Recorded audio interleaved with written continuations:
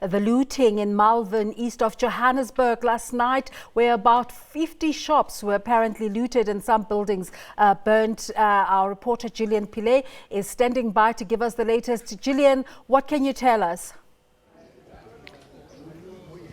Very good morning to you again, Desiree. We've moved from locations now, but as you can see, we are now in one of these car dealerships where more than, from what it looks like, 15 cars have been torched. And what I am told from the people we've spoken to, it's only these dealerships belonging to foreign shop owners that have been torched. On the opposite side of the road, there are shops belonging to locals, and that has been left unharmed.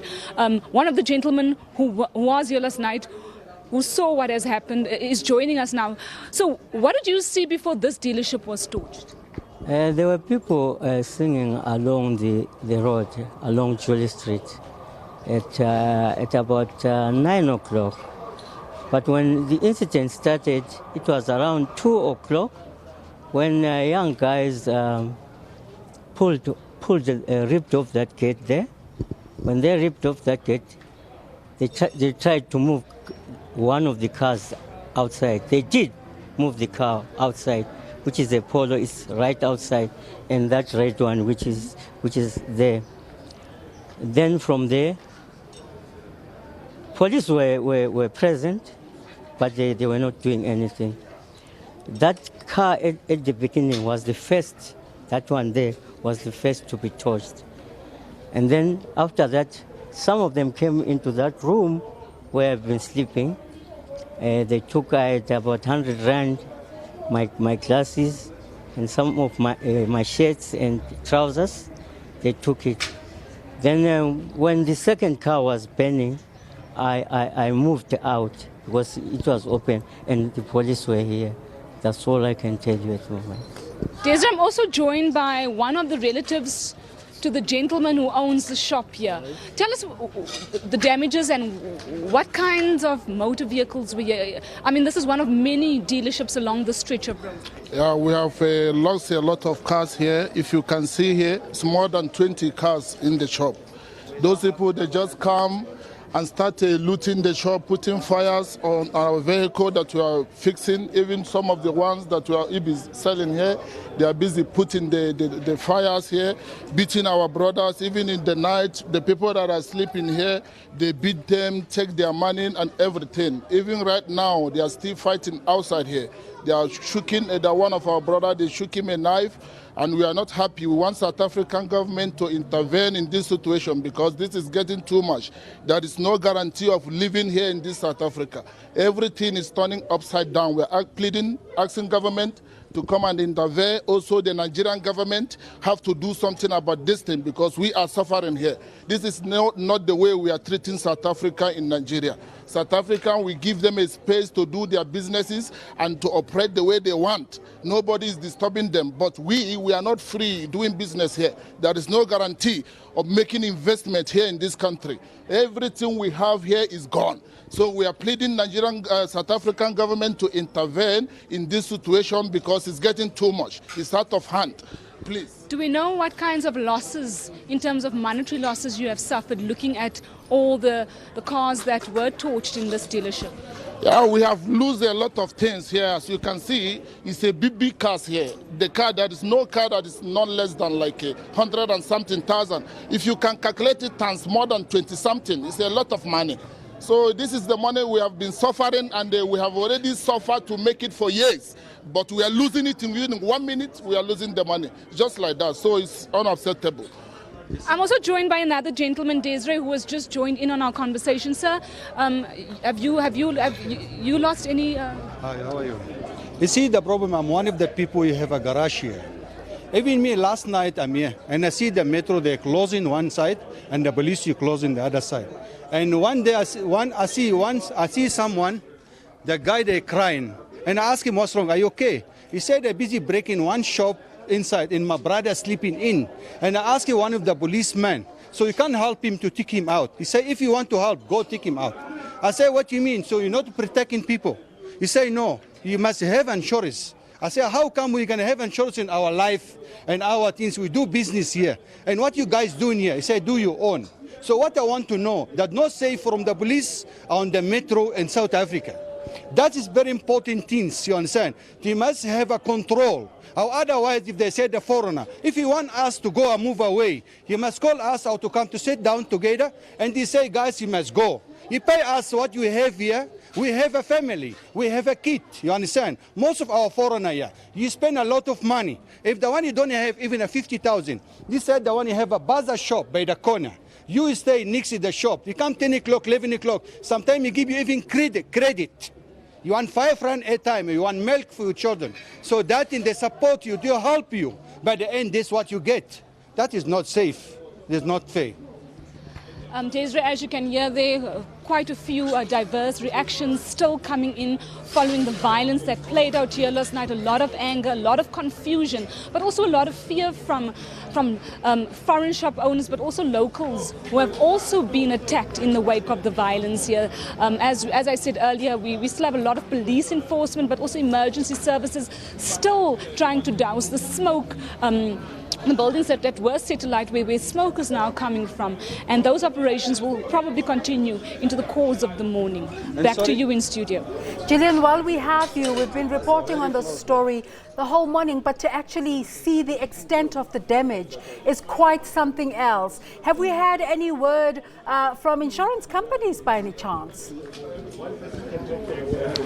From my conversations with owners earlier, Desiree, who have been taking pictures now, and those pictures will be submitted to insurance, you do get a sense that these damages are running into millions of rands. It's now beyond thousands of rands, but those claims are likely to be submitted very soon, and I'm sure insurance companies will come out here during the course of today to come and to look at the extent of the damage, to do those assessments as the process unfolds, Desiree. But no, we have not managed to get or secure a comment from insurance companies, but we do expect that the damages are expected to run into tens of thousands of millions of rands.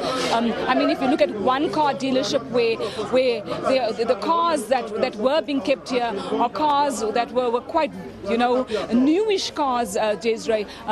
Those cars were satellite, and it's not just one dealership on this stretch of road. It's not just those cars on that stretch of road, Desiree. It's cars, car dealerships along the stretch of road. It's businesses along the stretch of road. Like I said earlier, it's an industrialized area. It's a business hub of Jeppe, and that this is the street where it's all happening, and this is the street that was targeted since yesterday. But from what we understand, after that building that was satellite, police still saying they're obviously looking into the real reason why this fresh set of looting and attacks had erupted here, Desiree. I hear you reporting that it's an industrial road, but Julie Street is also one of those happy streets. It's a melting pot. You can find markets from all over the continent. If you're wanting to buy food from Nigeria, buy food from Kenya, buy food from Ethiopia. There's a heavy cloud hanging today. I imagine there aren't any happy faces today. As you said, it is definitely a melting pot of cultures. Locals and foreigners own shops along the stretch of road. Not a happy atmosphere at all. As I'm standing here, Desiree, the two gentlemen I interviewed, there's now words flying across me. A lot of misunderstandings. A very different day to what residents have woken up to here in the area of Jeppe. It's quite shocking to see the kinds of scenes that we see playing out here, where residents are seeing all these dealerships and shops that were torched. But it's also, the question is now being asked, why is it only the foreign-owned shops that were torched and the local ones seem to have been spared? But there are local shops that were also torched. You heard police saying Pep is one of the stores, and other local stores were also affected. But definitely not a happy vibe. it's going to take a very long time to rebuild also in this area. Also a lot of reluctance and fear will also come with that rebuilding. But also, where do people get money from in the current economic climate that we are finding ourselves in this country? We heard what the foreign-owned shop owners are saying. They want to support South Africa. They are not here to take jobs. They are here to make a living. They're also struggling. The last gentleman that we spoke to had said that there are instances where they do give credit to South Africans in terms of airtime, in terms of milk for their children, because they might not have the money that they need to pay for the goods at that time. And that is the relationship that they have with people in the area. And that relationship has been rocked now, looking at what has happened. It's just utter devastation in this Julius Street here, Desiree, that we have seen since we arrived this morning.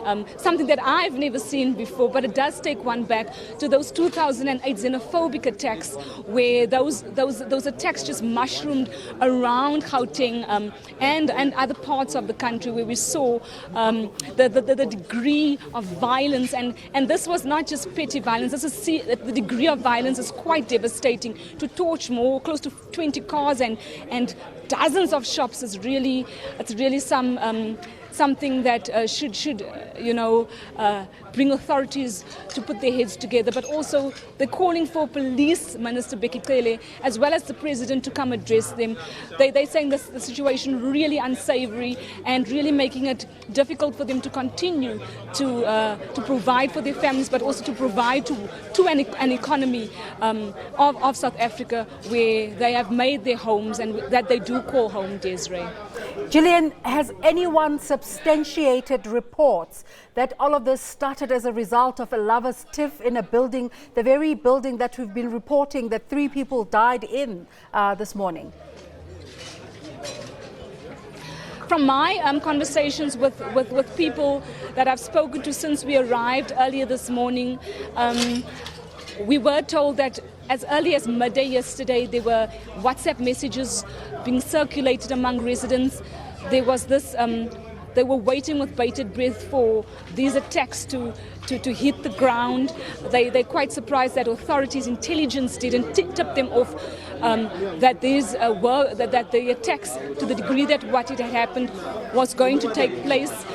No one really verifying what you're saying around the lover's tiff that had sparked this off. We also heard those kinds of reports. We put that to police, but police also saying they're still investigating, and it's very difficult to piece together if the two do correlate. But also that this people calling this a sense of, or a degree of criminality, Desiree, with which this particular leg of violence has erupted, not really coining the two together, that it could be a correlation, or it could be linked to that particular 3 people dying in that building yesterday, Desiree. Gillian, on the shot we see several people coming around you. Are there issues of safety, or is it just concern? There's not real issues of safety, Desiree. I think everybody here wants to talk more, and they want to tell government, they want to tell South Africans what they have been experiencing. And because of our time constraints, and because everyone has a similar story to tell, it's difficult to get everyone, to interview everyone. And as I'm talking to you, they're not understanding what I'm saying, and they're wanting to talk on camera. They're wanting, they're saying they want to pour out their hearts. They want South Africans to hear how they're feeling, but also they don't understand that we're also here to capture the story so that we could show and get all the voices to convey the message and the degree of concern and the violence that has played out here. There's no real risk to our lives or our safety. We've been in an area where there's a lot of people that have wanted us to walk the journey with them on this road, around them losing businesses, around them, some don't want to appear on camera, but them showing us the extent of the damage. We've been very safe. There's been, no one has arrested us, no one has wanted to take our cameras away from us. There's a lot, as I said, police are also on this road, emergency services are out here, South Africans are among the people who have been affected. So they basically just want their voices to be heard. heard. But as I said, we've spoken to everyone, and it's one interview sounds similar to the next. So we've told them that we're trying to talk to as many people as we can. Gillian, that's we've the only reported reason why I'm surrounded by all these gentlemen here. Yeah, we've reported on 3 deaths so far. Is that still the status quo? From our understanding, that the number of deaths as it stands, as you have put it, that is what we have right now. The number of arrests, however, it could rise. It could be, as you said earlier, 30 or above. I'm sure police have said there are still others on the run. There's still a manhunt for those. They are obviously tracking that down, wanting to close in on that so that they don't see a repeat tonight or later today or tomorrow or in the week of what they saw playing out here last night, where we heard that manpower was a problem and it was difficult to contain the situation. But the number of deaths, unless it has changed, stands still at 3, Desiree. Gillian, thank you so much for that update. Gillian coming to us from Malvern in Jeppes town in the Joburg CBD about that looting of stores last night and burning of buildings and car dealerships. Quite an extraordinary and devastating story there. 3 deaths reported from that incident.